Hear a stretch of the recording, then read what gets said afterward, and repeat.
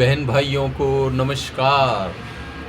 आज का हमारा जो विषय है वार्ता का वो ये है कि भारत के नेताओं की भड़कती भड़काऊ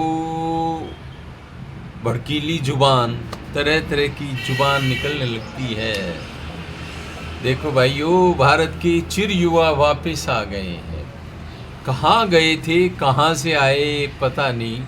लोग कहते हैं कि ये गए थे वियतनाम। अब तो बैटरी इनकी चार्ज हो गई लगती है। वहाँ कहते हैं कि भी पता नहीं किस किस से मिले हैं ये। भारत सरकार तो जानती होगी लेकिन बताती नहीं है। बहुत कुछ जानती होगी इनके बारे में।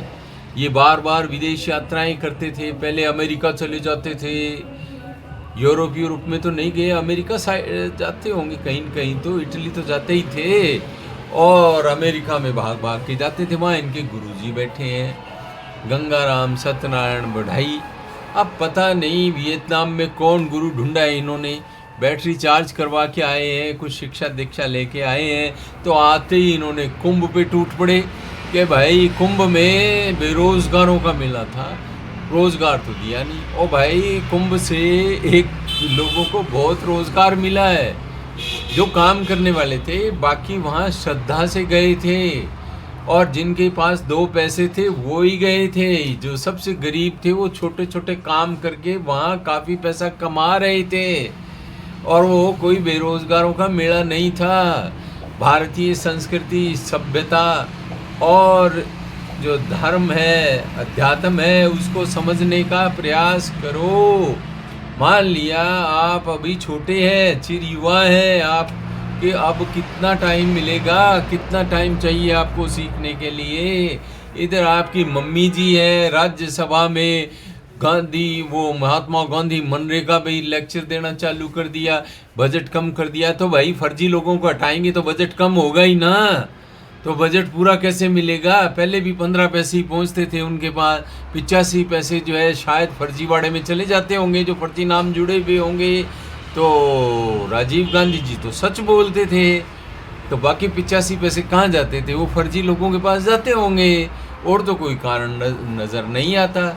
और फिर वैसे तो हमारे प्रधानमंत्री पहले कह ही चुके हैं कि ये तुम्हारी विफलताओं का स्मारक है। यदि आप लोगों ने रोज़गार दिए होते, लंबे समय तक आपकी पार्टी की सरकार रही, तो शायद मनरेगा जैसी स्कीमों की ज़रूरत नहीं पड़ती।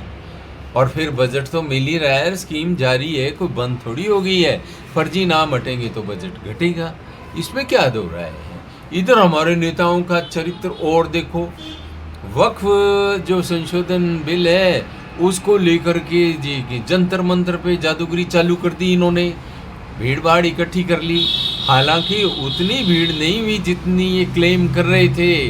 तो ओवैसी मियाँ भी वहाँ अपने, उनकी तो भड़कीली जुबान है ही, तो वो तो भड़काने के लिए लगे ही रहते हैं। और फिर उन्होंने भी बड़ी भड़काऊ बातें की, भड़काऊ नारे लगे वहाँ।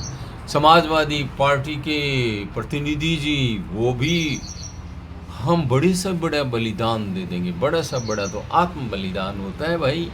दे दो, कोई ले रहा है क्या तुम्हारे से? या कोई और तरीका ढूंढ लो जिससे तुम्हारा सबसे बड़े बलिदान की कामना पूरी हो जाए। क्यों लोगों को बरगलाते हो? वोट दे दोगे, वोट मांग लो उनसे सीधे सीधे यार। क्यों ऐसे लोगों को चक्कर में लेते हो? और वैसे भी वोट बैंक के ही सारे शिकारी आए थे वहाँ। वेस्ट बंगाल की भी वो महुआ कोई आई थी, वो भी ऐसी बातें, इतने करोड़ मुसलमान है, ये है वो है, तो सारों को यहीं लाओगे क्या? यहाँ पहले ही बहुत है। वहाँ वाले भी उत्पात मचाएंगे क्या? बाहर वाले भी तो अपने वहाँ वक्फ एक्ट लागू कर लेना। पाकिस्तान में भी कर ले वक्फ एक्ट, और भारत जैसा कर ले, तो वहाँ की सारी ज़मीनों पे मिलिट्री की बजाय इन वक्फ वालों का ही कब्जा हो जाएगा। कर ले पाकिस्तान, कहो उसे।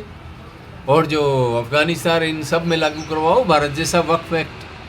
ये वक्फ एक्ट जो है, ये भारत के जो बहुसंख्यक हैं उनके ऊपर और अन्य माइनॉरिटीज़ के ऊपर, और यहाँ तक कि मुस्लिम्स के ऊपर भी बहुत बड़ा जुल्म है। इसमें संशोधन ही तो किया जा रहा है, ख़त्म तो नहीं किया जा रहा। क्यों लोगों को भड़काने के लिए सारा माहौल ख़राब कर रहे हो? और फिर कहोगे कि ये जो है ना पोलराइजेशन बीजेपी करती है।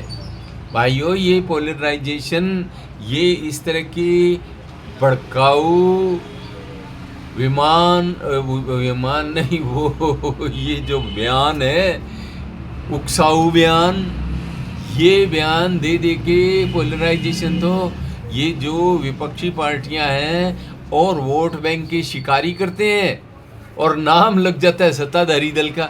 सत्ताधारी दल को चुप रहना चाहिए, और चुप ही रहता है, देखता है क्या मज़ा आता है। सारा जो है बंटा तो उधर फोड़ेंगे, पोलराइजेशन का करते खुद है।